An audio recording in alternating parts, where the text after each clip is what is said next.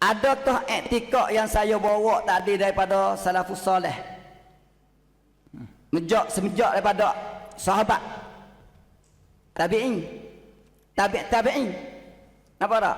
Semuanya kata Allah Ta'ala, nampak tak? Ulu dia ala arsy fauqa samawati. Lepas tu mari kata pula ghair mumas wala ba'in. Jadi babos secara umumnya ikrar bahawasa benda tu adalah ulu zat.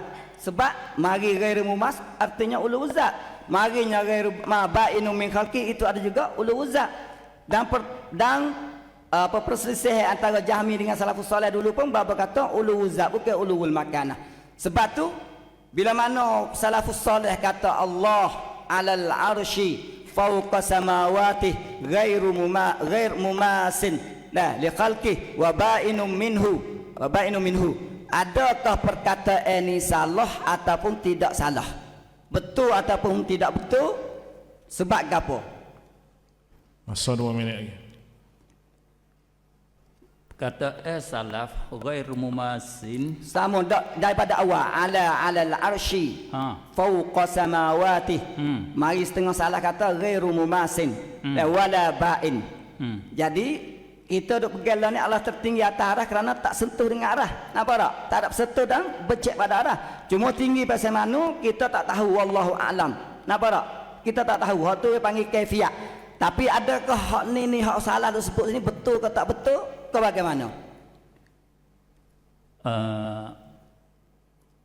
Ucapan dia kita tak tolak betul ucapan, tapi pahaman dektu tu tak betul.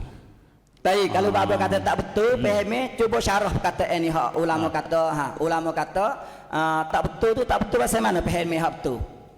Hak Hafiz Ibnu Abil Barri dia hurai. Dah tak tasah hurai hak lain ya, hurai hak saya sebut sani. Hak sebut tu. Mana Allah ghairu mumasin itu bukan dengan mana ada jarak, bukan dengan mana jihad. Tak ada pihak kata ada jarak, tak ada pihak kata apa. Cuma apa tak? Saya sebut tapi maknanya ulu uzat lah situ. Ulu bukan ulu makan dah. Ya sifat Allah pun ulu, zat Allah pun ulu. Tak ada siapa nafi ulu, tak ada siapa nafi ulu. Artinya kita semua ittifaq lah situ, maknanya Allah Taala tertinggi. Ittifaq betul ulu, tapi maksud dengan ulu tu we faham situ. Maksud adakah hak sini hak babo duk kata kita iktikad bahawa Allah Taala duduk nampak canggung atas pengaduk atas kisi. Pia di kalangan salafus soleh pergi lagu tu.